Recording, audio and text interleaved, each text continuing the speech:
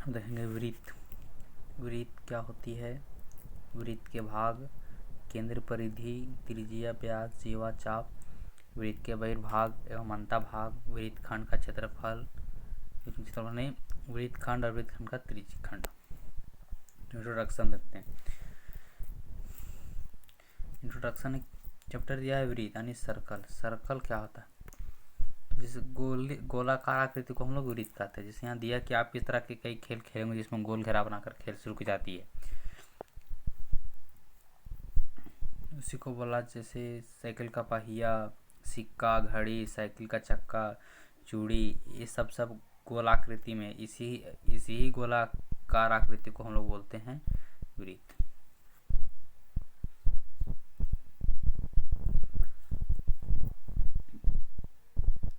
बोला कि हम प्रकार में पेंसिल लगाकर चित्रानुसार वृत्त बना सकते हैं। वृत्त बनाते समय ध्यान रखना कि प्रकार को धातु वाला नुकीला भाग अपने स्थान से तब तक स्थापित ना हो जब तक कि पूरा पेंसिल वाला भाग एक पूरा चक्कर लगा ले। मतलब बोला कि एक यहाँ पर रखेंगे नुकीला वाला, एक पेंसिल घुमाएंगे गोल, जब तक कि पूरा नहीं बनेगा तब तक इसको नहीं हटाएंगे। और जो यहाँ पर बीच में बनेगा, जैसे हम लोग एक वृत्त बनाए हैं और बीच में यहाँ से अगर लिए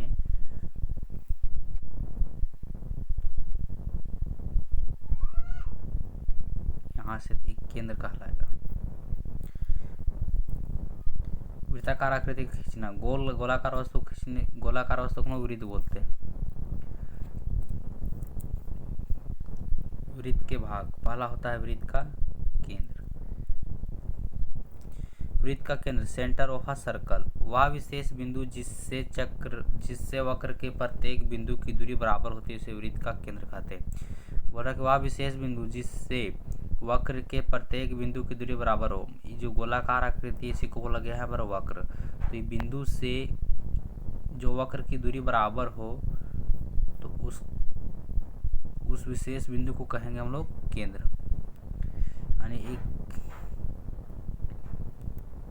यानी हम लोग एक वृत्त बनाए और इसका बीच में जो गोलाकार यहाँ बना इसी को बोलते हैं हम लोग केंद्र। चित्र में एक वृत्त है, यहाँ पर एक वृत्त दिखाया जा रहा है, ये वृत्त है।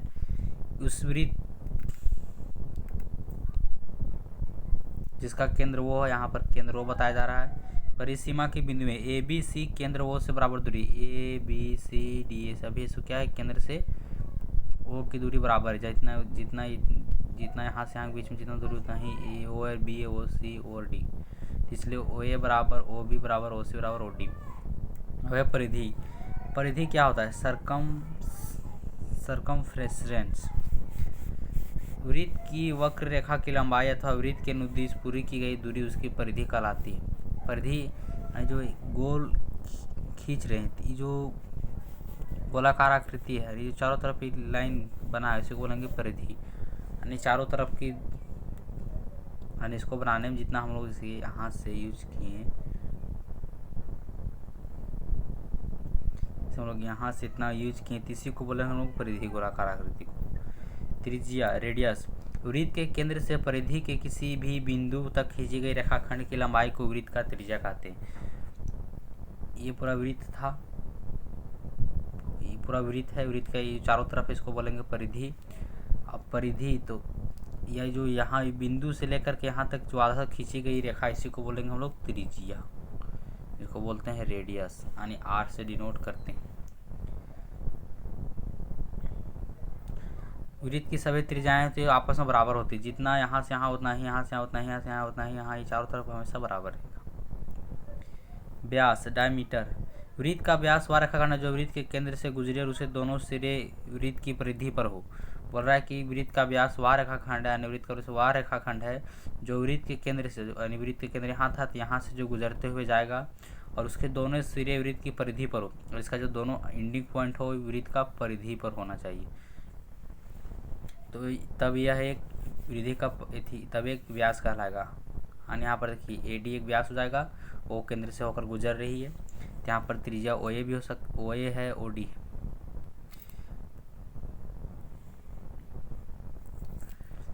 ए डी बराबर लिख सकते हैं हम लोग ओ ए प्लस ओ डी, यानी जब हम लिख सकते हैं कि ए डी बराबर होता है, ए डी यहाँ पर है,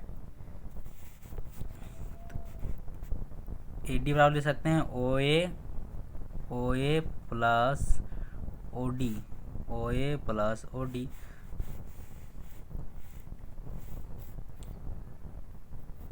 अब यहाँ है ओ ए प्लस ओ ए, यानी ओ डी बराबर जब ओ ए है तो हम लोग ओ डी को लिख सकते हैं ओ ए, इसलिए हाँ ओ ए लिखें।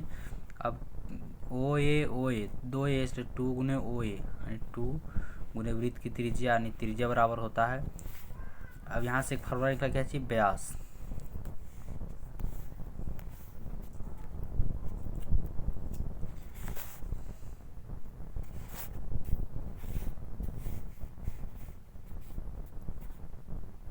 व्यास बराबर होता है, याद करना ज़रूरी है। व्यास बराबर होता है 2 गुना त्रिज्या,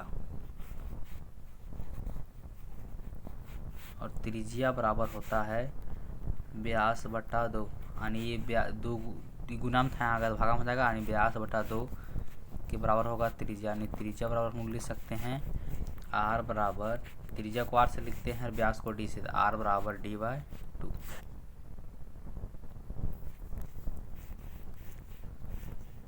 अब जीवा किससे बोलते हैं, वृत्त की परिधि पर स्थित किन्हीं दो बिंदुओं को मिलाने वाली रेखाखंड को इस वृत्त की जीवा कहलाती है।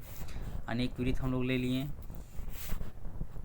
अब इसके बोरा के वृत्त की परिधि पर स्थित किन्हीं दो बिंदु, मान लीजिए एक बिंदु यहाँ पर है, एक बिंदु यहाँ पर है, जब ये दोनों को मिला देंगे तो मिलने वाली रेखा बना, जो इस वृत्त की जो इतना ही बना, इसी को बोलेंगे हम लोग जीवा, यानी ई रेखा जो बना इसी को बोलेंगे जीवा।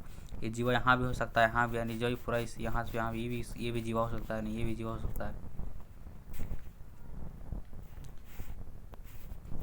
बहुत इंपॉर्टेंट बात लिखी हुई है कि वृत्त का प्रत्येक व्यास एक जीवा है, वृत्त का प्रत्येक व्यास एक जीवा है, वृत्त का प्रत्येक व्यास एक जीवा है, परंतु प्रत्येक जीवा व्यास नहीं होगा। बोल रहा है कि वृत्त का मान लीजिए व्यास इतना होता है, व्यास ये होता है, तो एक जीवा कहलाएगा, क्योंकि दो बिंदु यहाँ पर इंडी पॉइंट हो रहा है, यानी दो बिंदु, तो व्यास कहलाएगा, तो एक जीवा कहला सकता है, लेकिन प्रत्येक जीवा व्यास नहीं कहलाएगा, क्योंकि व्यास केंद्र से होकर गुजरता है। यहाँ पर जीवा है, सो यहाँ से जीवा का मतलब होता है कि वृत्त की परिधि पर स्थित किन्हीं दो बिंदु, यानी दो बिंदु यहाँ से गुजर रहा है।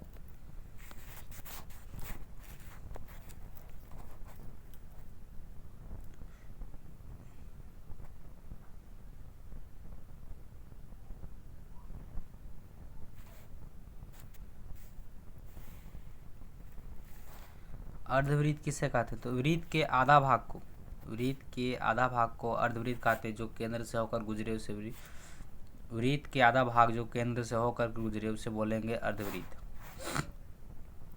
अगला है चाप। तो चाप किसको बोलते हैं,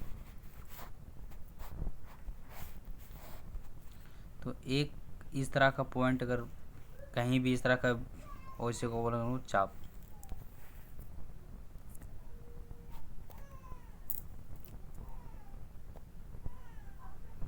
अगला है बहिर्भाग एवं अंतःभाग। बहिर्भाग एवं अंतःभाग, तो वृत्त के जो अंदर में रहेगा, वृत्त के जो अंदर में जो बिंदु वृत्त के अंदर में रहेगा, जैसे बिंदु ए हो गया, बिंदु बी, सब हो जाएगा वृत्त का अंतःभाग। और वहीं पर बिंदु सी ते दिया, बिंदु डी, यानी वृत्त के बाहर है, इसलिए वृत्त का ही बहिर्भाग हो जाएगा, और वृत्त के अंदर रहेगा तो वृत्त का ही अंतःभाग हो जाएगा। वृत्तखंड क्या है, तो वृत्त की प्रत्येक जीवा वृत्त को दो भागों में विभाजित करती है। बोल रहा है वृत्त का प्रत्येक जीवा इसी को बोलते हैं जो एक पॉइंट से दूसरे पॉइंट तक जो केंद्र मतलब की परिधि में ज्वाइंट हो। तो वृत्त का प्रत्येक जीवा जो वृत्त को दो भागों में विभाजित करता हो, वृत्त के चाप और इसके संगत जीवा से घिरा क्षेत्र को वृत्तखंड कहते हैं। जो क्षेत्र अर्धवृत्त से छोटा हो उसे लघु वृत्तखंड कहते हैं, जो क्षेत्र अर्धवृत्त से बड़ा हो उसे दीर्घ वृत्तखंड कहते हैं।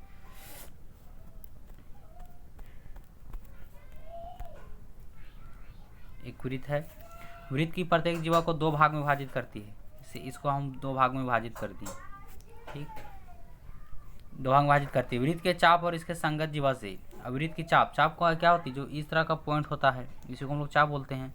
तो वृत्त की चाप और इसके संगत जीवा से घिरा क्षेत्र, वृत्त की चाप हुआ ये और इसके संगत जीवा से, संगत जीवा ही हुआ, इसका लगा हुआ जिसके नज़दीक जीवा हो, जिस नज़दीक के जीवा है, घिरा क्षेत्र को वृत्तखंड कहते हैं। तो ये हो जाएगा वृत्तखंड कहलाएगा, ये भी वृत्तखंड कहलाएगा, ये भी वृत्तखंड कहलाएगा। लेकिन यहाँ जब ये भी वृत्तखंड कहलाएगा, ये भी वृत्तखंड कहलाएगा, तो यहाँ पर एक अंतर है, जो छोटा एरिया में रहेगा, ये छोटा एरिया है, इसको बोलेंगे लघु वृत्तखंड, और जो बड़ा एरिया में रहेगा उसको बोलेंगे दीर्घ वृत्तखंड। लघु वृत्तखंड जो अर्धवृत्त से ज़्यादा हो, देखिए इसका अर्धवृत्त यहाँ होता है इतना से इतना, और अर्धवृत्त से क्या है, इसका क्षेत्रफल कम है यानी इसका एरिया कम है, ये हो जाएगा लघु वृत्तखंड। और वहीं अगर इस देखिए अर्धवृत्त इसका यहाँ है लेकिन ये कहाँ है, ज़्यादा, थोड़ा ज़्यादा है, ये हो जाएगा फिर यहाँ दीर्घ वृत्तखंड। वृत्त का त्रिज्यखंड, सेक्टर ऑफ अ सर्कल। मान लीजिए वृत्त का केंद्र वो है, वृत्त की दो त्रिज्याएं ओ और ओ बी लीजिए, त्रिज्याओं के बीच वृत्त का चाप लीजिए, इस वृत्त का एक क्षेत्र बन गया, इसी को बोलेंगे वृत्त त्रिज्यखंड। बोला एक वृत्त लेने के लिए इसकी दो त्रिज्या लेने के लिए एक ओ ए ले लिया,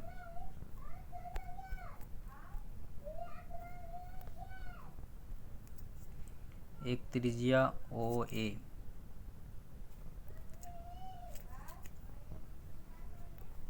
और एक त्रिज्या ले लिया ओ बी, के बीच वृत्त का चाप, इसके बीच के वृत्त का एक चाप ले लिया यहाँ से यहाँ, तो ये जो आकृति बना इसी को बोलेंगे हम लोग त्रिज्यखंड। तो यहाँ पर भी जो छोटा आकृति में है इसी को ये हो जाएगा लघु त्रिज्यखंड, और ये बड़ा आकृति में है इसलिए हो जाएगा ये दीर्घ वृत्तखंड, दीर्घ त्रिज्यखंड।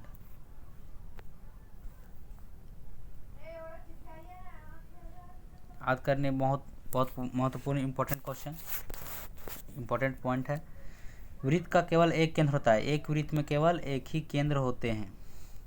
वृत्त की त्रिज्याओं की संख्या अनंत होती है, वृत्त की त्रिज्या हम लोग नहीं गिन सकते, इतना वृत्त का त्रिज्या होती है, एक केंद्र से खींचो जिधर भी खींच सकते हैं। वृत्त की सभी त्रिज्याएं आपस में बराबर होती है, जो वृत्त की त्रिज्याएं होती है वो आपस में बराबर होती है। वृत्त के व्यास भी अनंत होते हैं, यानी बहुत सारे व्यास होते हैं, वृत्त के सभी व्यास भी बराबर होते हैं। वृत्त की जीवाएं भी अनंत होती है, एक वृत्त है इसके जीवाएं अनंत होती, जीवाएं यही होता है कि एक पॉइंट से दूसरे पॉइंट, एक पॉइंट यहाँ हम ले लिए, एक पॉइंट से यहाँ पॉइंट, ये भी जीवा है, ये भी जीवा है, ये भी जीवा है, ये भी जीवा है, ये भी जीवा, यानी अनंत जीवा है। वृत्त का व्यास, तो वृत्त का व्यास होता है 2 गुना वृत्त का त्रिज्या, और वृत्त की त्रिज्या होती है, वृत्त का व्यास होता है 2। वृत्त की सबसे बड़ी जीवा वृत्त का व्यास कहलाता है, यानी जो वृत्त की सबसे बड़ी जीवा होगी, यानी एक वृत्त की सबसे बड़ी जीवा वृत्त की व्यास कहलाती है। एक वृत्त लिए, इसकी सबसे बड़ी जीवा यही होगी व्यास वाली। अगर ये व्यास हो गया वृत्त का, अगर इससे छोटा लेते देखिए इससे छोटा रहता है, अगर इस इधर लेंगे जिससे छोटा जा रहा है इधर ले, अगर इसके ऊपर साइड ले रहे हैं ये भी छोटा जा रहा है, यानी वृत्त की सबसे बड़ी जीवा होगी वो कौन सी होगी, तो व्यास होगी। किसी वृत्त में कितने केंद्र होते हैं, तो किसी वृत्त में मात्र एक केंद्र होते हैं। एक्सरसाइज है 13.1 क्लास 6 का। किसी वृत्त में कितने केंद्र होते हैं, तो एक केंद्र होते हैं। किसी वृत्त में अधिक से अधिक कितने त्रिज्याएं खींची जा सकती है, एक वृत्त में बोल रहा है कि कितने त्रिज्याएं खींची जा सकती है, तो इसमें हम बहुत सारे त्रिज्या खींच सकते हैं, 1 2 3 4, यानी गिनती नहीं कर सकते, इतना खींच सकते हैं, जितना जगह हो, जितना बड़ा वृत्त रहेगा उतना बड़ा, यानी अनंत हो जाएगा। इसका आंसर एक केंद्र एक होगा, अधिक से अधिक कितनी त्रिज्याएं होंगी, तो अनंत हो जाएगी, और व्यास क्या होगी, तो व्यास भी अनंत हो जाएगी। और किसी वृत्त में अधिक से अधिक कितने व्यास खींचे जा सकते हैं, तो ये भी हो जाएगा अनंत। किसी वृत्त में अधिक से अधिक कितने जीवाएं होती है, जीवाएं ये भी होती है अनंत, बहुत सारा जीवा। किसी वृत्त में सबसे बड़ी जीवा को क्या कहते हैं, बोल रहा है किसी वृत्त में सबसे बड़ी जीवा को क्या कहते हैं, तो उसको वृत्त का व्यास कहते हैं, अभी कुछ देर पहले बताया था। बोल रहा है सत्य और असत्य बताइए, सत्य या असत्य बताइए। त्रिज्या बराबर होता है 2 गुना व्यास, गलत, क्योंकि त्रिज्या बराबर होता है व्यास बटा 2। कोई भी दो व्यास एक दूसरे को प्रतिच्छेद करते हैं तो हाँ केंद्र पर आकर प्रतिच्छेद करते, इसलिए हो जाएगा ये सत्य, ये हो जाएगा असत्य। ये पहला क्वेश्चन हो जाएगा असत्य यानी फॉल्स। कोई भी दो व्यास एक दूसरे को प्रतिच्छेद करते हैं, हाँ तो व्यास से वो केंद्र पर आकर के एक दूसरे को प्रतिच्छेद करते हैं। क्या कोई भी दो जीवाएं प्रतिच्छेद होती है? बोल रहा है कि कोई भी दो जीवाएं प्रतिच्छेद होती है, कोई भी दो जीवाएं प्रतिच्छेद होती है, तो कोई भी दो जीवाएं प्रतिच्छेद नहीं होती है, इसलिए ये हो जाएगा असत्य यानी गलत लिखा है। चौथा, वृत्त का केंद्र सदैव उसके अभ्यंतर में होता है, तो हाँ जी वृत्त का केंद्र उसके अभ्यंतर में होता है। वृत्त खींचिए और निम्न को अंकित कीजिए। बोला है वृत्त खींचिए निम्नांकित को दर्शाइए, तो एक वृत्त खींचना हम लोग को और सभी चीज को दिखाना है। पहला के लिए उसका केंद्र यहाँ बीच में होगा, पहला हो गया। दूसरा बोला एक व्यास, एक वृत्त खींचेंगे और बोला उसका व्यास बताइए, तो एक वृत्त खींच लेते हैं, इसका व्यास हो गया। पांचवा बोला है एक वृत्तखंड, तो एक वृत्त खींचिए और बोला है वृत्तखंड, तो वृत्तखंड इस एक बिंदु यानी एक तरफ से दूसरी तरफ मिला दीजिए, हो गया एक वृत्तखंड। बोला कि उसके बहिर्भाग में बिंदु, यानी एक वृत्त खींचा उसके बहिर्भाग में, तो एक वृत्त हम लोग पहले से खींच चुके हैं, और उसके बहिर्भाग में, तो इसके बाहर में P एक बिंदु ले लिए। इधर बोला है दूसरा का एक त्रिज्या, वृत्त खींचना है और उसका एक त्रिज्या बताना है। त्रिज्या हिंस होता है यानी आधा, जो केंद्र से लेकर के परिधि तक की दूरी को हम लोग त्रिज्या बोलते हैं, तो त्रिज्या हो जाएगा। एक त्रिज्यखंड, एक वृत्त लेंगे, बोला है त्रिज्यखंड, तो एक बिंदु से दो त्रिज्या यानी केंद्र से दो त्रिज्या से जो आकृति बनता है इसी को हम लोग त्रिज्यखंड बोलते थे, त्रिज्यखंड हो जाएगा। उसके अभ्यंतर में एक बिंदु, उसके अभ्यंतर बोले तो उसके अंदर, तो उसके अंदर में एक बिंदु, पहले से हमारा केंद्र है और एक बिंदु यहाँ ले लीजिए, मान लीजिए हम लोग Q बिंदु है। अगला बोला है एक चाप, तो एक वृत्त उसका चाप यहाँ से यहाँ यानी कहीं भी ले सकते हम लोग, इसी को बोलते हैं चाप। अगर बोला व्यास ज्ञात कीजिए, अगर दिया है त्रिज्या हम लोग को 6 सेंटीमीटर, अब बोला है कि व्यास ज्ञात करना है। त्रिज्या R बराबर दिया है 6 सेंटीमीटर, R बराबर दिया है 6 सेंटीमीटर। अब बोला है कि व्यास निकाल यानी D निकालने बोला है, तो D बराबर क्या होता है 2 गुना त्रिज्या 2 गुना R, तो 2 गुना 6 सेंटीमीटर, ये हो जाएगा 12 सेंटीमीटर। क्लियर? आगे बढ़ते हैं।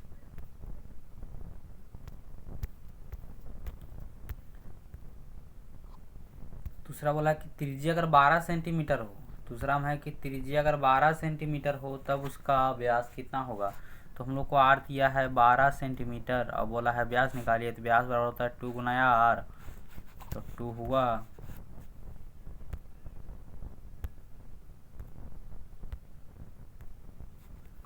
टू गुना R दिया है 12, 12 गुना 24 यानी 24 सेंटीमीटर। क्लियर?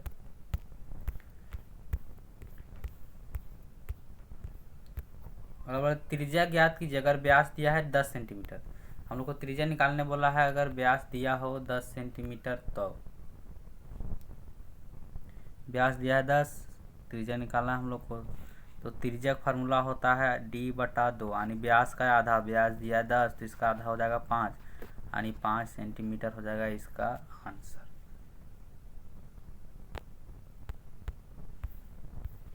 दूसरा बोला कि व्यास अगर 12 सेंटीमीटर हो